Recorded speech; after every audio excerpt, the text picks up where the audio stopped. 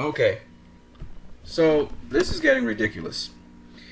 Once again, there's the claims that these sanctioning bodies are corrupt and that promoters are paying off the sanctioning bodies. We're looking at the super lightweight division with respect to Adrian Broner versus Alec Verdiev and why that fight took place, and Victor Postol versus Lucas Matisse. Let's look at Adrian Broner versus Alec Verdiev, why that happened. Well, if you look at the rankings, above Adrian Broner is Jose Benavidez. Benavidez beat Mauricio Herrera to become the interim WBA champion. But what happened was Jose Benavidez, he never defended his mandatory. He had a year to defend for his mandatory. Okay? Instead, he fought another fighter, I think it was Paez Jr. Alright, I think he stopped him. But that was his voluntary. Okay? So he had to face his mandatory. So the WBA issued his mandatory, who is Michel DeRocco, and he has to fight him. That's why Benavidez is not facing Adrian Broner. Amir Imam, his team is not going to be facing Adrian Broner, and they didn't because they were looking at the winner of Victor Postol versus Lucas Matisse, who is now Victor Postol. He's the WBC champion. Why Khabib Alaverdiev? Well, he's next in line, so that's why Adrian Broner faced him. A former world champion. We can argue he was undefeated when he faced Adrian Broner because I thought that he won the fight against Jesse Vargas. He fought some very good competition. Nate Campbell. He faced Juan Guzman. You know. Alright. Mbe. Very good southpaw from Russia. Tough, skilled, slick, good boxer. Alright.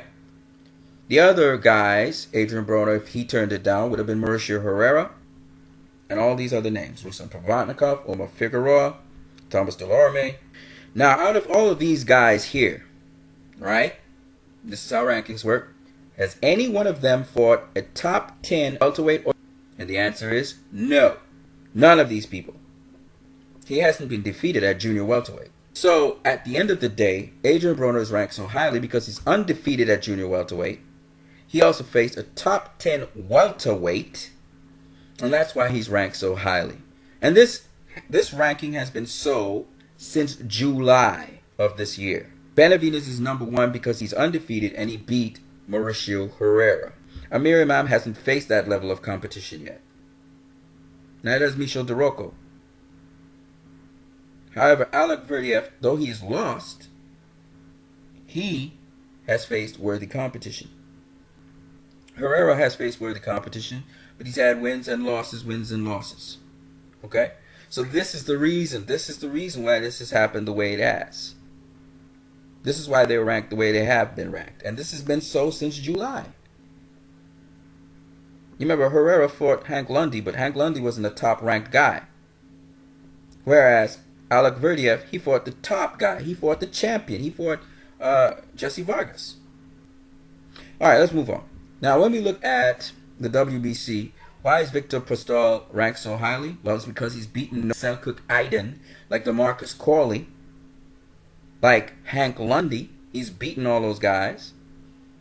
And he's undefeated. That's why he was number one. And Amir Imam hasn't faced those guys. Okay? These other guys had losses in their career. Ruslan Provodnikov, Mauricio Herrera, and Humberto Soto. Felix Diaz hasn't faced that kind of competition. And none of these guys below here. So that's why Victor Postol is at the top. Lucas Matisse, he had a recent win against Ruslan Provodnikov that pushed him up. And he's had wins before that.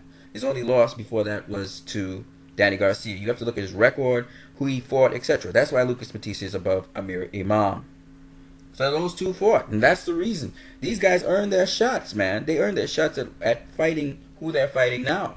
So guys, if you're going to talk about stuff that you're claiming is fact, please back it up with some kind of facts. Otherwise, it's just gossip. All right, you guys have a great one.